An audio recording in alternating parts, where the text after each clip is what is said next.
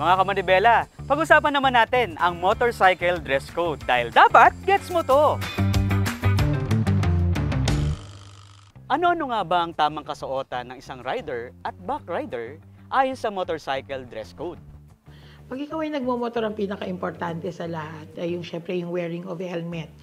Ito ay required by law, mandated by law, ayon sa ating Republic Act 10054. So yun, una, kailangan kang may helmet. Ikalawa, ang mga allowed ay ano po ba? Dapat closed-toe shoes. Mas importante, closed-toe shoes. Kailangan at least yung covered. Rule of thumb, pagdating po sa pagsusuot para sa motorcycle rider, ay kailangan you cover as much skin as possible. Para in the event of a road crash, mas lower or lesser siguro yung injury na masustain mo. So yun, yun ang mga allowed. Yung mga protective gears is very important. Ang dress code at ang helmet law ay applicable pa rin sa mga pillion riders. Ang hindi allowed, syempre, yung pagsuot ng tsinelas. Hindi allowed yan. Flip-flops, hindi allowed.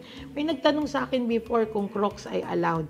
Kaya na nabanggit ko, Crocs, hindi siya allowed kasi hindi niya kinocover yung buong paa. Merong mga exposed areas yun. So, yun ang mga hindi allowed. Hindi rin allowed ang wearing of shorts. Gaya ng nabanggit, hindi mo kinocoveran yung buong katawan mo. We are promoting road safety and sana mas makover mo ang katawan mo, mas better. Magkano kaya ang multa kung hindi susunod sa motorcycle dress code? For the violators of the dress code, sa single ticketing system, 500 pesos for first violation, 750 for the second violation, 1,000 for the third and succeeding violations.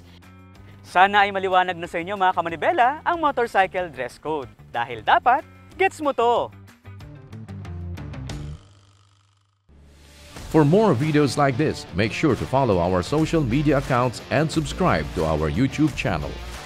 Tandaan, mata sa kalsada, kamay sa manibela.